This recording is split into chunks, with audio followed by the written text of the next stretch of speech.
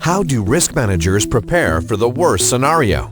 When smartphones debuted, some predicted paging would fade away rapidly. As it turns out, these folks were wrong, which was no surprise to those who've relied on paging for years. There's no argument that smartphones have changed the game, but even as usage of smartphones and tablets grows, not everyone needs a smartphone to do their job.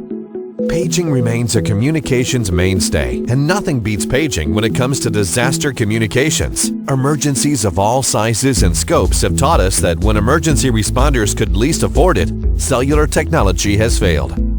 Why do cellular networks congest and fail?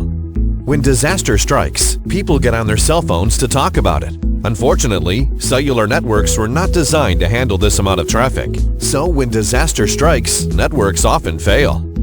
Paging is not subject to the same congestion from consumer demand. At a price that can often approach 10 times that of paging, cellular technology is assumed to be more reliable. That is simply not the case. Paging transmitters communicate using satellite connections, keeping the transmitters immune from whatever is happening at ground level. Paging is also a simulcast technology, so users will typically have overlapping coverage from multiple sites.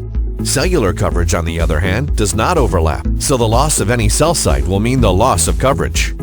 For example, let's compare what happens when transmission towers are disabled because of a power failure or any of the other various impacts of a natural disaster. With the cellular network, if a transmitter loses power, the resulting coverage gaps are significant. But with paging, it's different. Simulcast network design means that loss of a transmitter should have little or no impact on area coverage. With on-site paging, systems are self-contained and insulated from the outside world. You can also establish connections to an existing backup power supply to power the terminals and transmitters if mainline power is lost. And while texting is certainly less taxing on cellular infrastructure, it is important to understand that cellular networks give priority to voice calls, so the availability of texting must be brought into question in the wake of a disaster. Smartphones and tablets require regular charging, particularly during times of high usage. Should an area lose power for a lengthy period, it would be extremely difficult to keep the devices up and running. But with pagers, a single battery powers the device for weeks, and extra batteries can be easily obtained. For less than what you might pay for your daily latte, you can cover the monthly bill on a pager. And when disaster strikes, you will have the tool you need to keep the lines of communication flowing.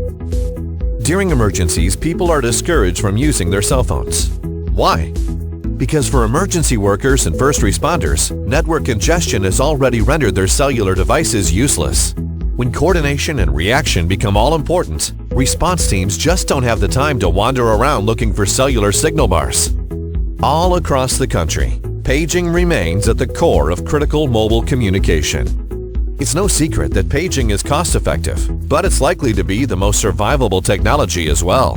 When communication matters most, make sure that you're carrying the device with a proven track record for success. Choose the pager and choose to be prepared.